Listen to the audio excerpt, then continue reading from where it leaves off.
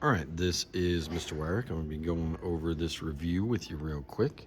So at the start, we're reducing radicals. We got the square root of 75. If we divide this by 5, we get 15. If we divide that by 5, we get 3. Here's a 3. That's a 1 on top of our birthday cake there. Pair of 5s, unmatched 3, so that's 5 square root of 3. Square root of 125, I can just split this. This is 25 and another 5 for the square roots here, so that's 5 square root of 5. Square root of 72, 72, that's going to be 2 and 36, which is going to be 2 and 18, which is going to be 2 and 9, which is going to be 3 and 3, which is 3 and then 1. Got a pair of 3s and a pair of 2s, so those both go outside. That's a 3 and a 2. And then on the inside is this unmatched 2. So this is going to be 6 square root of 2. 27, I know that that's 9 times 3. I take my square roots. That's 3 square root of 3. I'm kind of alternating between the different techniques that we went over. 18 is 9 and 2, square root of 9, square root of 2, so this is 3 square root of 2. Now this one, even if it says something about simplest radical form, I know that this is a perfect square. So the square root of 144 is just 12. 216 I wouldn't actually know, so I take 216, divide by 2, that's 108. Divide by 2, that's 54. Divide by 2, that's going to be 27. And that kind of goes back up here. 27 was 3 square root of 3. So if I match that up there, this is a 2 and a 3 on the outside. That's a 6. This is a 2 and a 3 on the inside. This should be 6 square root of 6. And then 28, that'd be 7 times 4. 4 is going to be the largest perfect square that goes in there. So that's 2 square root of 7. Okay, the midpoint on these, we add together the 2 and divide by 2. 5 minus 4 is 1 divided by 2 is 1/2. 4 plus a negative 1, that's 3 divided by 2, that's 1.5, or 3/2, or however you want to say it. 1.5 would be fine. It's negative 7, so that's a negative 3.5. Negative 6 and 5 is a negative 1, so that's a negative 0.5. Again, either way is fine if you did fractions. 3 divided by 2 is 1.5. Did I make any of these pretty? 4 and a negative 3 is 1, so that's 1/2 the normal way. 4 and negative 2, that's negative 6 divided by 2 is negative 3. 4 and 2 is 6, so 3. 5 minus 4, again, that's 1, so that's another 1/2. This is a negative 1, so a negative 1/2. Wow. 5 minus 1 is 4 divided by 2 is 2. And 1 minus 5 is a negative 4, so this is negative 2 over here. If we go to solve these problems, it's segment addition on this first one. We are not looking at a midpoint, but it does say that AB, the whole thing here is 25. So this would be 2x minus 6 plus x plus 7 is equal to 25. I'm going to put those together. That's 3x, a minus 6, and a plus 7 would be plus 1 equals 25. Subtract 1 from both sides. I get 3x is equal to 24. And all it asks me for is the value of x, so this should just be x is 8. On the other side, it's the definition of a midpoint, so these should be equal to one another. That's 5x plus 9 is equal to 8x minus 36. I'm going to subtract the 5x from both sides. That's going to give me 9 is equal to 3x minus 36. I add that 36 to both sides, and I get 3x is equal to 45. All it's asking me to do is solve for x. Oh no, find RM, MT, and RT. So I'm going to get x is 15 here. 15 times 5 should be 75, and 75 plus 9 would be 84. So RM is 84. I don't need to work this side over here. This should also be 84, meaning the whole thing should be 168. Okay. On the next one, solve the following problem using an algebraic proof. So 3x plus 2 equals 4x minus 8, and that is given. For number 2, I'm going to subtract that 3x from both sides. So 2 is equal to x minus 8, and that was subtraction property. This is just kind of a throwback here. Step number 3, I'm going to add that 8 to both sides, so I get 10 is equal to x, and that was addition property.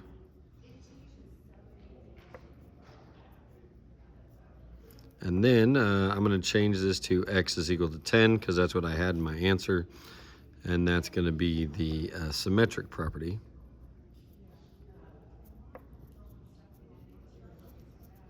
Okay. On the back side of this one, find the distances for 9 and 11 on the previous page. So 9 was -4, 4, 5, -1, -4, 4, and 5, -1. The distance from 5 to -4 is going to be 9. The distance from 4 to -1 is going to be 5. I'm going to square both of those. 9 squared is 81. 51 squared is, 5 squared is 25. So that's going to be 106. If I go to try to break down that square root, that's going to be 2 and 53. And 53 is prime. Nothing goes into it.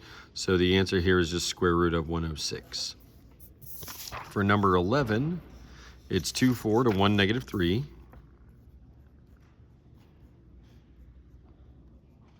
So from 2 to 1 is a distance of 1. From 4 to -3 is a distance of 7. I'm going to square both of those.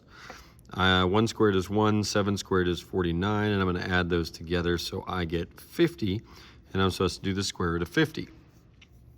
I know that 50 should be 25 times 2. So I take my square roots, and this should be 5 square root of 2 for that reduced radical there. Okay. The missing endpoint on this, from -1 to -9 is -8, so I subtract 8 again. -9 minus 8 would be a -17. From 9 to -10, I'm subtracting 19, so I subtract 19 again. That's a -29 for my y value. From 2 to 5 is 3, so I go 3 again, that's 8. From 5 to 1 is -4, I subtract 4 again, that's -3. From 5 to -10 is -15. I subtract 15 again to get a -25. From 2 to -2 is subtracting 4, so I subtract 4 again to get a -6. From 9 to 4 is a -5, so subtract 5 again to get a -1. And from -10 to 8 is +18, so if I add another 18 to 8, I should get 26. When I go to copy these segments, it's going to be tough while holding the camera. I set the center on that point. I'm going to adjust this one until I can see that point through the opening. And I make my little mark there. I would come down. I would have a point over here already for A. I get that in place, and I'm going to make that mark. And now I take the straight edge and say this is a copy of that segment. This time I'm going to be smart and go ahead and make an A prime. I set it. I make sure I can see the point through the opening. I'm actually doing okay for doing this with both hands on it. There's my mark. I'm a little inside, but I think I'd still count that, considering I know who's doing it. And I make my mark here to copy that segment, okay?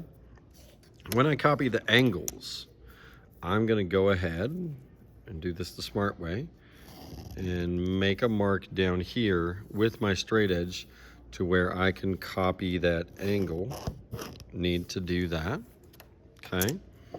I start with my point on the vertex, and I'm gonna make an arc that goes through both of these things. Okay, you can see my arc there. I'm gonna copy that down here. I wanna make that arc big enough to go through both rays. I don't know how big that's gonna end up. Not doing so great on this one. I switched my measurement to this.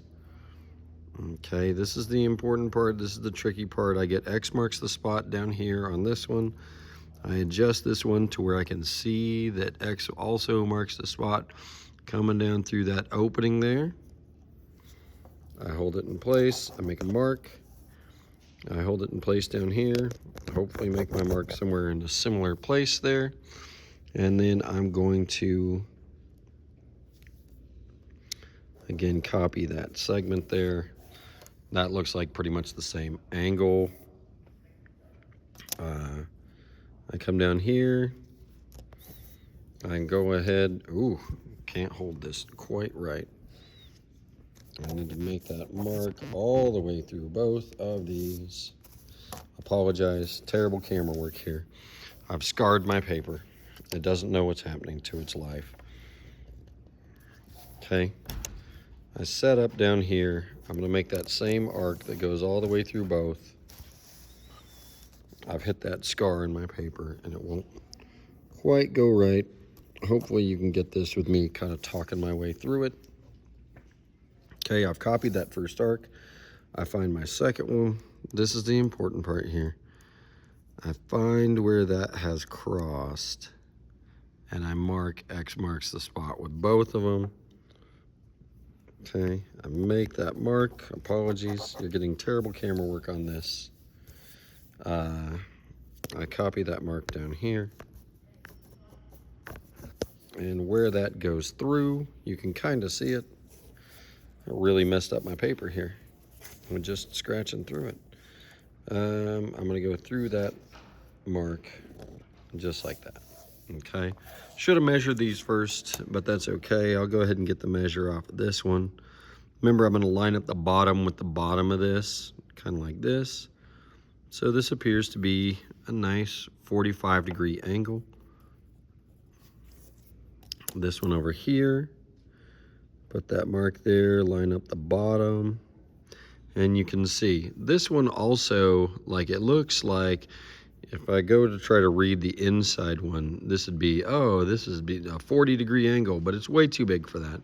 So I know it should be out here on the top, and this should be a 140-degree angle, or thereabouts, okay? Hopefully that gives you enough guidance. If you need, you can come in for tutorials. Good luck on your test tomorrow.